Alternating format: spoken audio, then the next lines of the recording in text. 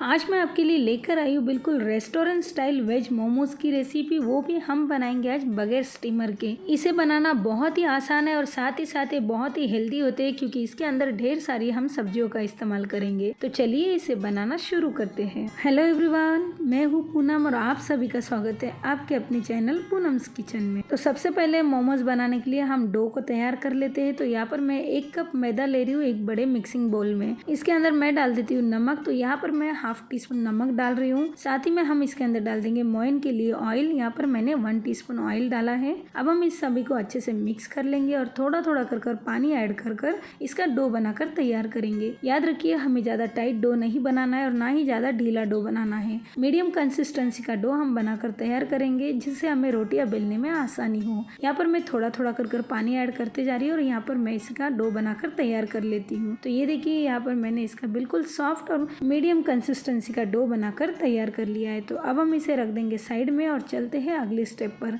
तो यहाँ पर मैंने गैस पर एक पैन गरम रख दिया है। इसके अंदर हम डालेंगे 1 टीस्पून ऑयल। ऑयल गरम होते मैंने 1 हरी मिर्च को बारीक काट कर डाल दिया। साथ ही में 1 मीडियम साइज के प्याज को बारीक काट कर मैंने यहाँ ले लिया है और इन्हें हम अच्छे से ऑयल के साथ सौते करेंगे। इन मोमोज की रेसिपी में बहुत ही कम ऑयल का इस्तेमाल होता है, इसलिए बहुत ही ज्यादा हेल्दी होते हैं और साथ ही साथ इसके अंदर बहुत सारे वेजिटेबल्स भी होते हैं। तो यहाँ पर मैं डाल देती हूँ 1 मीडियम साइज के कैरेट को फाइनली चॉप कर साथ ही में हमने डाल दिया 1 टीस्पून जिंजर गार्लिक पेस्ट। अगर आप जिंजर गार्लिक पेस्ट नहीं डालना चाहते हो तो यहाँ पर आप 1 इंच अदरक को फाइनली चॉप कर डाल सकते हो। साथ ही में 4 से 5 कली लहसुन को भी फाइनली चॉप कर डाल सकते हो। अब हम इन अच्छे से इन दोनों को सौते करेंगे।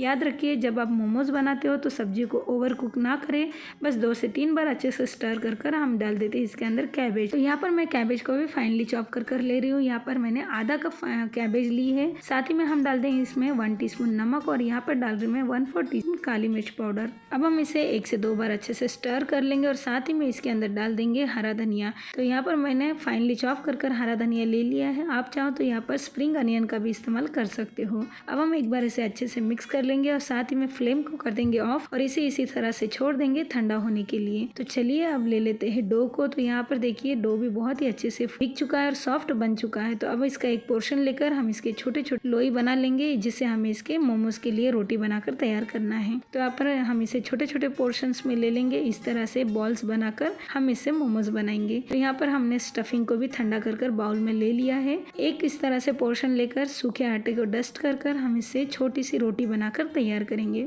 याद रखिए मोमोज की रोटी जितनी पतली हो उतने ही मोमोज खाने में टेस्टी लगते हैं। अगर आपने इसकी रोटी ज्यादा जाड़ी बना दी तो ये खाते समय मुंह में आटे की तरह टेस्ट आता है। तो यहाँ पर हमारी रोटी बन चुकी है। अब हम इन कॉर्नर्स को अच्छे से पानी लगा देंगे ताकि ये चिपकाने में आसानी हो। अब हम इसके ऊपर रख देंगे स्टफिंग। तो यहाँ पर मैं स्टफिंग को 2 टीस्पून रख रही हूँ। आपको जितना इसे आसानी हो फिल करने में उतनी स्टफिंग रख सकते हो। तो यहाँ पर हम इसके इस तरह से कॉर्नर्स को टर्न करते जाएंगे और एक के ऊपर एक इस तरह से इसे रखते जाएंगे और प्रेस कर चिपकाते जाएंगे। मोमोज की सारे प्लेट्स इस तरह से बनाकर एक के ऊपर प्रेस कर इस तरह से इसे पकड़ कर रखिए और सारे प्लेट्स बनने के बाद हम इसे गोल घुमाकर टर्न कर देंगे।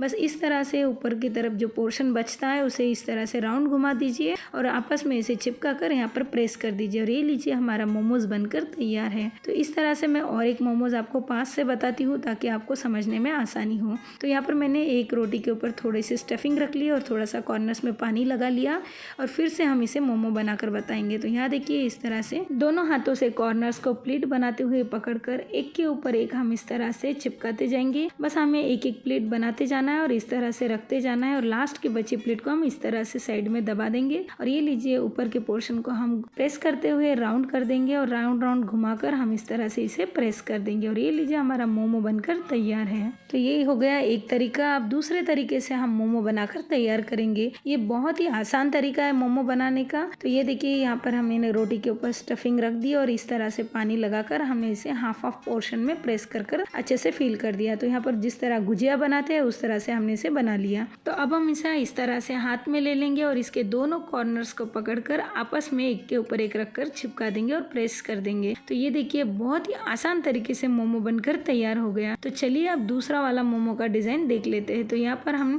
फिर से एक रोटी के ऊपर थोड़ी सी स्टफिंग रखकर पानी लगा लेंगे कॉर्नर्स को और इसके इस तरह से कॉर्नर्स को दोनों हाथ से पकड़कर एक के ऊपर एक रखकर प्लेट्स बना लेंगे। तो इस बार हम सारे प्लेट्स नहीं बनाएंगे, बस आधे मोमो के हमें प्लेट्स बनाना बनाना है और बचे हुए पोर्शन को इस तरह से दोनों फिंगर से प्रेस करते हुए यहाँ पर इस तरह से शेप बना लेंगे। तो ये लीजिए बहुत ही आसानी से ये हमारा मोमो बनकर तैयार हो गया। तो चलिए इसे रख देते हैं साइड में और एक मोमो बनाकर तैयार करेंगे अलग स्टाइल में। तो यहाँ पर मैंने एक रोटी के ऊपर स्टफिंग रख दी और इस तरह से इसके कॉर्नर्स को दोनों फिंगर से प्रेस करते हुए हम आपस में चिपका लेंगे और सारे मोमो के राउंड को इस तरह से चिपका कर बना लेंगे। अब हम इन सभी प्रेस किए हुए पोर्शंस को आपस में चिपकाते जाएंगे और बहुत ही आसानी से हमारा मोमो बनकर तैयार हो जाएगा। तो ये देखिए बहुत ही आसान तरीका है इसे बनाने का। अब हम इन सभी कॉर्नर्स को एक जगह कर इस डो को हल्के से गोल गोल घुमाते हुए राउंड राउंड कर आपस में चिपका देंगे। तो ये लीजिए मोमो बनकर तैयार है। तो यहाँ पर हमारे सारे मोमोज बन चुके हैं। तो फटाफट से अब हम इसे स्टीम कर लेते हैं। तो यहाँ पर मैं इसे